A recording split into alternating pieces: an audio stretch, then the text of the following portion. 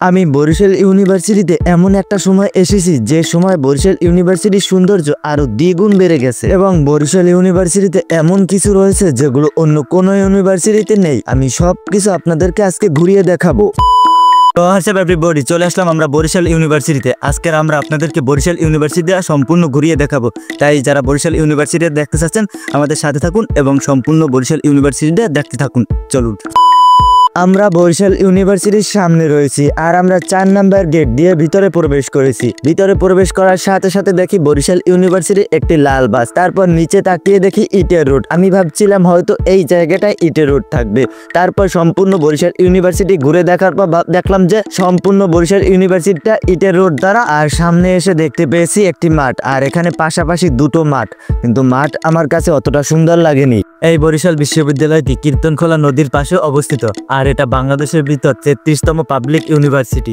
এই ইউনিভার্সিটিটা কীর্তনখোলা নদীর পাশে দবদবিয়া ব্রিজের নিচে ঢাকা পটুয়াখালী কুয়াকাটা মহাসড়কের পাশে অবস্থিত। ইউনিভার্সিটির আয়তন 50 একরের বেশি আর প্রতিনিয়ত এটা বড় করার পরিকল্পনা চলতেছে। প্রতি বছর এখানে 1400 থেকে 1500 শিক্ষার্থী ভর্তি হয় এবং বিজ্ঞান বিভাগ থেকে 572টি আসন রয়েছে। এখানে 6টা অনুষদ রয়েছে, মোট 25টা বিভাগ চালু আছে এবং 24টা বিভাগের স্নাতকোত্তর চালু আছে। একাডেমিক ভবন, প্রশাসনিক ভবন, লাইব্রেরি, কম্পিউটার সেন্টার, গবেষণা ল্যাব, কর্মশালা, হাসপাতাল, চিকিৎসা কেন্দ্র রয়েছে এবং 4টা হল রয়েছে, দুটো ছেলেদের জন্য, দুটো মেয়েদের জন্য। ছেলেদের দুটো হচ্ছে বিজয় 24 এবং শেরেবাংলা হল, মেয়েদের দুটো হচ্ছে কবি সুফিয়া কামাল এবং রাবেয়া হল। বিশ্ববিদ্যালয়ের নিজস্ব বাস রয়েছে, জলপাই কালার এবং লাল ডাবল ডিস্কের বাস রয়েছে। ব্যাংক, ক্যাফেটেরিয়া, অনুষ্ঠান করার জন্য অডিটোরিয়াম ইত্যাদি সুযোগ সুবিধা রয়েছে। যেহেতু শরৎকাল, সেজন্য পুরো ভার্সিটিটা কাশফুলে ঘেরা, মনে হচ্ছে সাদা মেঘ বরিশাল ভার্সিটিতে এসে পড়েছে।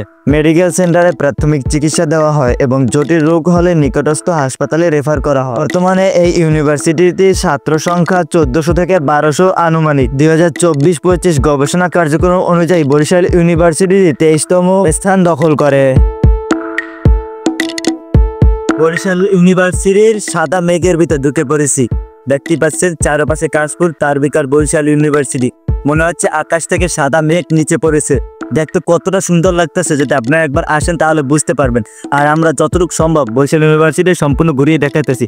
আর আমি কিন্তু ফার্স্ট টাইম বরিশাল ইউনিভার্সিটি এসেছি, তাই সব জায়গাটা আমি সব সঠিক তথ্য নাও দিতে পারি। যারা এই বরিশাল ইউনিভার্সিটির স্টুডেন্ট আছেন, যদি কেউ ভিডিও দেখে থাকেন, আমি যদি কোনো ভুল তথ্য দিয়ে থাকি তাহলে একটু কমেন্ট বক্সে বলে যাবেন। আর যদি কোনো কিছু বাদ দিয়ে থাকি যেটা ইম্পর্টেন্ট ছিল তাহলে সেটা একটু কমেন্ট বক্সে দিয়ে যান। 2011 সালে ভিত্তি প্রস্তর স্থাপন করে এবং 2012 সালে 24শে জানুয়ারি প্রথম একাডেমিক কার্যক্রম শুরু হয়।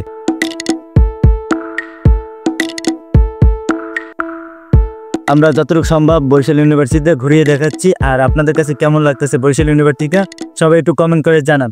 এখানে যেমন মুসলিমদের জন্য কেন্দ্রীয় মসজিদ রয়েছে, তেমনি অন্য হিন্দু ধর্মের জন্য কেন্দ্রীয় মন্দির রয়েছে। আর এই মসজিদটা কিন্তু খুবই সুন্দর, ভিতর তালা মারা, তাই ভিতরে দেখাতে পারলাম না।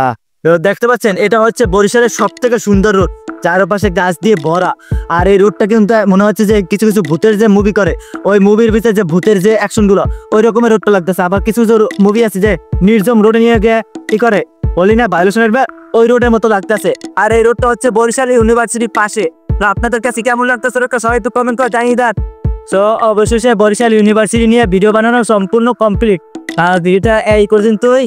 যারা যারা ভিডিওটা এই পর্যন্ত দেখেছেন, তোমাদের ভিতর যারা যারা আছে যে বরিশাল ইউনিভার্সিটিতে পড়ার স্বপ্ন দেখতেছো, তারা একটু কমেন্ট করে জানিয়ে যাও যে আমি বরিশাল ইউনিভার্সিটিতে পড়তে চাই, আমি দেখতে চাই কে কে বরিশাল ইউনিভার্সিটিতে পড়তে চাও।